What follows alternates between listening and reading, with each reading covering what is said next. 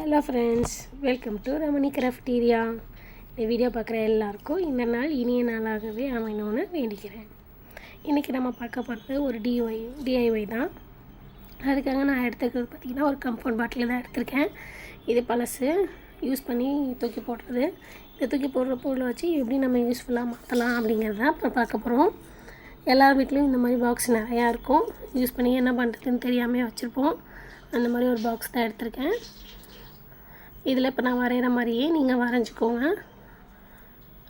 Box அந்த பாட்டிலோட டாப்பில் ஹேங்கிங்காக பின்னாடி பக்கம் பேக் சைடில் கூட சும்மா ஒரு ரெக்டாங்கிள் ஷேப்புக்கு போட்டுக்கிறோம் ஹேங் பண்ணுறதுக்காக.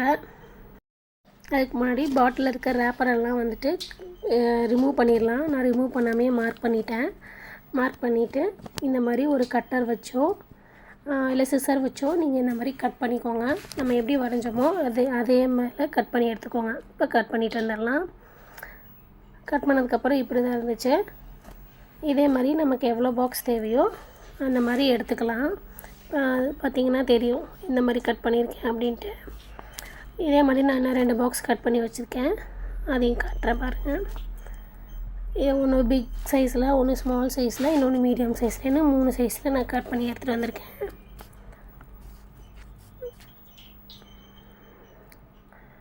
இதில் ஆல்ரெடி ஹோல் போட்டேன். நான் இன்னொரு ஹோல் போடுறது எப்படின்னு உங்களுக்கு நான் பின்னாடி சொல்கிறேன். இப்போது இதை ஹேங் பண்ணுறதுக்காக ஒரு கட்டைப்பை குச்சி எடுத்துக்கலாம். இப்போ இந்த கட்டைப்பை குச்சியை ஹோல் பண்ணிக்கலாம். ஏன்னா அந்த பாட்டிலில் ஹோல் பண்ணியிருக்கோம்ல, அதை ஹேங் பண்ணுறதுக்காக கட்டைப்பை குச்சிலையும் ஹோல் போட்டுக்கலாம். எங்கே ஹோல் வேணுமோ அங்கே போடுறதுக்காக நம்ம ஃபஸ்ட்டு மார்க் பண்ணிக்கலாம். ஒரு ஸ்டிக்கை எடுத்து எந்தெந்த இடத்துலலாம் ஹோல் வேணும் அப்படின்னு மார்க் பண்ணிக்கலாம். நான் 5 இடத்துல மார்க் பண்ணியிருக்கேன், 5 ஹோல் தேவைப்படும் அப்படின்ட்டு. ஆனால் நான் யூஸ் பண்ணது பார்த்திங்கன்னா 3 ஹோல் தான். 2 ஹோல் வந்து எக்ஸ்ட்ரா வச்சு மாட்டிக்கிட்டனா கூட நம்ம ஃப்யூச்சரில் எதுவும் எக்ஸ்ட்ரா தேவைப்பட்டுச்சுன்னா கூட யூஸ் பண்ணிக்கலாம். இப்போ நான் 5 இடத்துல மார்க் பண்ணியிருக்கேன். இப்போ இது வந்து ஹோல் போட்டுக்கலாம். ஹோல் போடுறதுக்கு கத்தியோ சிசரோ எடுத்துக்கலாம். நான் இன்றைக்கி வச்சு ஊதுபத்தி வச்சு ஹோல் போடலான்னு பார்த்தேன். ஒரு ஊதுபத்தி எடுத்து எங்கே நம்ம வந்து ஹோல் போடுறோமோ அந்த இடத்துல வந்து லைட்டாக அப்படி வச்சு ட்விஸ்ட் பண்ணோம்னா ஹோல் விழுந்துடும். ஊதி நம்ம ஹோல் போட்டுக்கலாம். ரொம்ப வச்சு அமுத்துனீங்கன்னா ஊதுபத்தி உடஞ்சி போயிடும். ஊதுபத்தி இல்லை கொசுவர்த்தி இந்த மாதிரி சின்ன பொருளை எடுத்து இப்படி வந்து நம்ம ட்விஸ்ட் பண்ணி எடுத்தோன்னா நமக்கு அந்த இடத்துல ஹோல் விழுந்துடும். ஹோல் பெருசாக்கணுன்னா நம்ம ஒரு கத்தியை வச்சு ட்விஸ்ட் பண்ணி ஹோல் பெருசு போட்டுக்கலாம். இந்த மாதிரி கத்தியை வச்சு இப்படி சுற்றி போனோம்னா அந்த ஹோல் வந்து பெருசாகிடும். ஃப்ரண்ட் சைடில் போட்ட மாதிரியே பேக் சைட்லேயும் நம்ம ஹோல் போட்டுக்கலாம். மேலே எந்த இடத்துல போடுறோமோ அதே மாதிரி கீழேயும் அந்த ஹோல் வரணும். ஹோல் போட்டு எடுத்துகிட்டு வந்தாச்சு. இப்படி தான் இருந்துச்சு. நான் சொன்னது உங்களுக்கு புரியும். மேலே எப்படி இருக்கோ அதே இடத்துல கீழேயும் அந்த ஹோல் வரணும். மேலே இப்போ ஒரு குச்சி சொருகணும்னா அது கீழே போகணும், அந்த மாதிரி. இப்போ அதுக்கு நம்ம மெட்டல் பேங்கிள் எடுத்துருக்கோம்.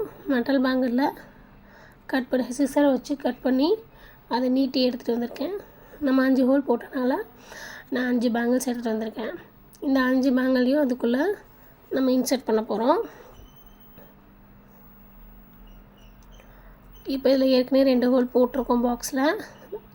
இப்போ 3வது இதுலேயும் ஊதுபத்தி வச்சு நம்ம இன்னொரு ஹோல் போட்டுக்கலாம். ஏன்னா இந்த 2 ஹோல் போட்டோம்னா கொஞ்சம் தொங்குற மாதிரி இருந்துச்சு.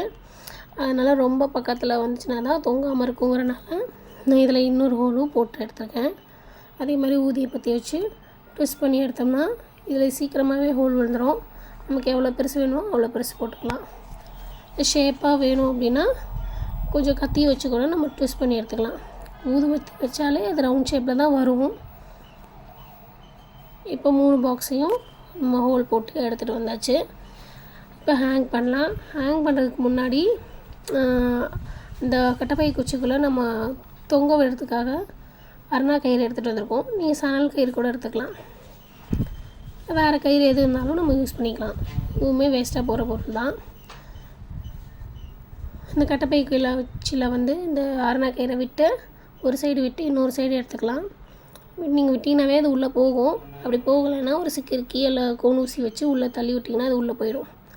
உள்ளே தள்ளி விட்டுட்டு அடுத்த சைடு ஆப்போசிட் சைடில் பிடிச்சி இழுத்தோம்னா அது வந்துடும், கயிறு வந்துடும். இந்த மாதிரி பிடிச்சி இழுத்தோம்னா வந்துடும்.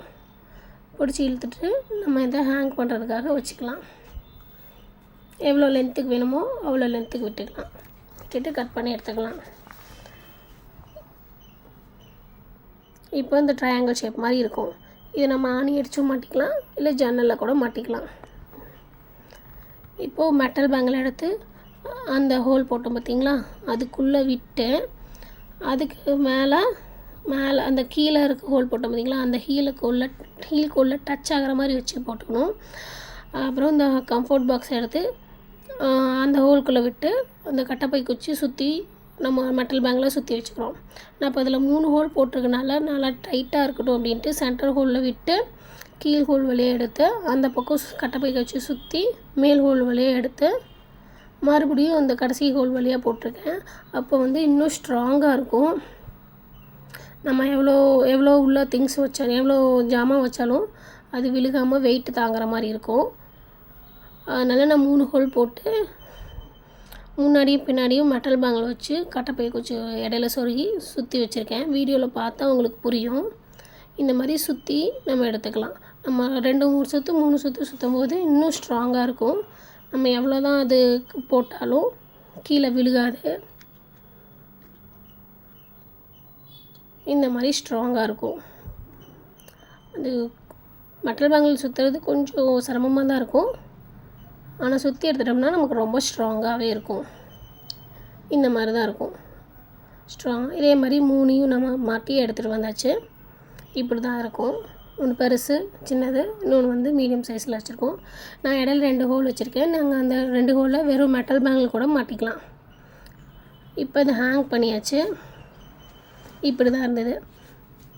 என்கிட்ட ஆணி அடிக்க இடம் இல்லைங்கிறனால நான் சுவிட்ச் பாக்ஸ்லேயே மாட்டியிருக்கேன். இப்போது திங்ஸ் கரண்டியெல்லாம் வச்சு ஆர்கனைஸ் பண்ணி காமிச்சிருக்கேன் பாருங்கள். ஒரு இதில் குழிக்கரண்டி, ஒரு இதில் இன்னொரு இதில் ஸ்பூன்ஸு, இது மாதிரிலாம் வச்சுருக்கேன். ஃபைனல் லுக் இப்படி தான் இருந்துச்சு. எப்படி இருக்குன்னு கமெண்ட் பண்ணுங்கள். நம்ம ஜன்னலில் கூட இந்த மாதிரி மாட்டிக்கலாம். நமக்கு எங்கே இடம் இருக்கோ அங்கே வந்து இந்த மாதிரி ஹேக் பண்ணிக்கலாம். ஸ்ட்ராங்காக இருக்கும், வெயிட்டு தாங்கும். தேங்க்யூ.